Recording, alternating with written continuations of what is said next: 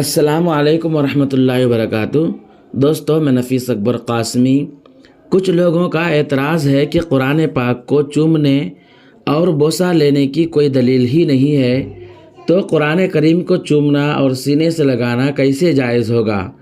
کیا واقعی قرآن کریم کو چومنے اور سینے سے لگانے کی دلیل نہیں ہے؟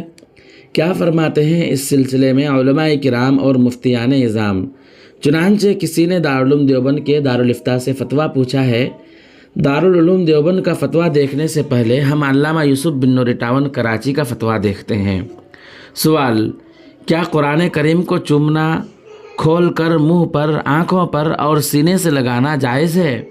جواب دیا گیا ہے کہ قرآن کریم مقدس کلام ہے، اسے تعظیم اور برکت کی غرض سے چومنا جائز ہے، اور صحابہ کرام رضوان اللہ تعالیٰ علیہم اجمعین سے ثابت ہے۔ اسی طرح تعظیم اور برکت کی غرض سے منہ، آنکھوں اور سینے سے لگانا بھی جائز ہے۔ آئیے اب ہم دیکھتے ہیں دارالعلوم دیوبند کا فتویٰ۔ چنانچہ کسی نے پوچھا ہے، سوال: کیا قرآن شریف کو چومنا صحیح ہے، جیسا کہ لوگ قرآن شریف کو پڑھنے کے بعد چومتے ہیں، یا پھر ایسے ہی اٹھا کر چوم لیتے ہیں؟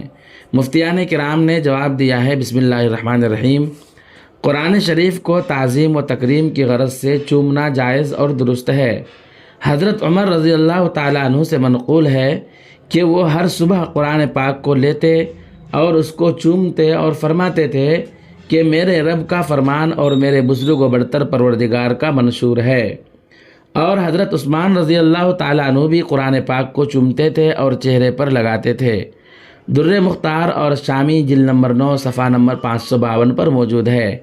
دوستو، پتہ چلا کہ قرآن پاک کو چومنے اور سینے سے لگانے کی دلیل موجود ہے۔ کوئی اعتراض نہیں ہونا چاہیے۔ جسے توفیق ملے وہ چومے اور جسے توفیق نہ ملے وہ دور رہے۔